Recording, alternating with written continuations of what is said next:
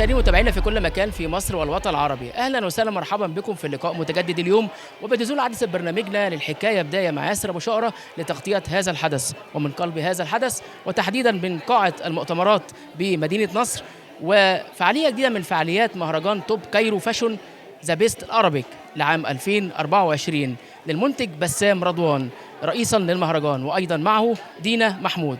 ابقوا معنا مع اجمل واحلى اللقاءات.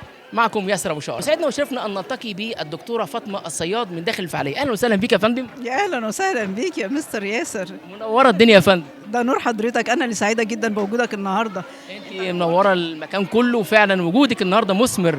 النهارده انا شايف في الفعاليه كوكبه من الحضور الشامخ من الصحافه والاعلام والفن، وطبعا حضرتك طبعا ذو قيمه وقامه. كلمينا عن الفعاليه وكلمينا عن المهرجان كان عامل ازاي. والله النهارده المهرجان فعلا كان الفعاليه بتاعته قويه جدا جدا جدا، وانا كنت سعيده قوي بالدعوه اللي جات لي.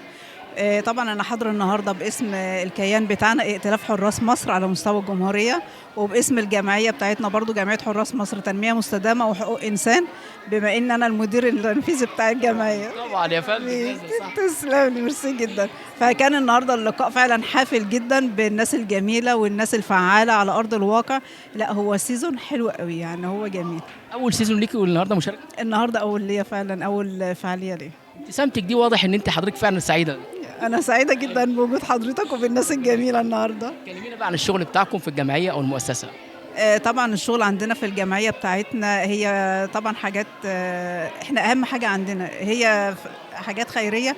هو أهم حاجة اليتيم والمشروعات الصغيرة. دي من أهم الأنشطة بقى. دي من أهم الأنشطة، لأن ده التنمية المستدامة اللي طبعا الرئيس حث عليها، ان احنا يكون لنا دور فعال على ارض الواقع. التنميه المستدامه دي هي اللي يعتبر يعني هو الدرع الواقي دلوقتي بالنسبه للشباب، السيده المعيله، الارمله، الشباب الصغير اللي لسه بادئ مشواره، اصلا عايز حاجه مثلا مشروع يبدا بيه حاجه. فاحنا برضو بندي افكار وبندي حاجات بسيطه كده، كل واحد على حسب قدراته وكل واحد على حسب امكانياته يقدر يشتغل في ايه، فاحنا بندعمه فيها.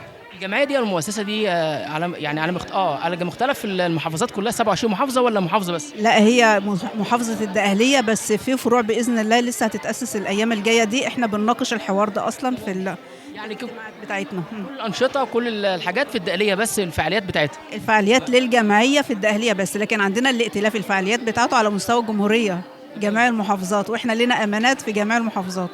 اكيد كرمتوا ناس وشباب وفتيات هناك. ده ايه اهم الحاجات اللي كرمتوها ايه؟ والله هو فعلا احنا لنا فعاليات كتيره جدا. حضرتك لو دخلت على الصفحه بتاعتنا ائتلاف حراس مصر مستدامه هتلاقي في عندنا حاجات كتير. وعندنا طبعا عيد الشرطه طبعا. عندنا كان في كمان اللي هي الحمله بتاعت نقطه دم تساوي حياه. ايوه يا نقطه دم تساوي حياه. في عندنا كمان في اللي هي الحاجات اللي هي بتاعت الايتام بقى والارامل والمطلقات دي برضو بنساهم فيها كتير، لان ده تخصصنا برضو. احنا سعداء بيكي جدا يا دكتوره فاطمه، ونورتي المكان، نورتي الفعاليه كلها وخطفتك من الاجواء. اسيبك تحتفلي مع زمايلك يا فندم. شكرا ليك، وان شاء الله ما يكونش اخر لقاء، ودايما لقاءات اخرى مع بعض. على طول هنبقى مع بعض يا مستر ياسر. انا سعيده جدا جدا جدا بلقائي معاك ده. شكرا يا فندم. شكرا. ميرسي.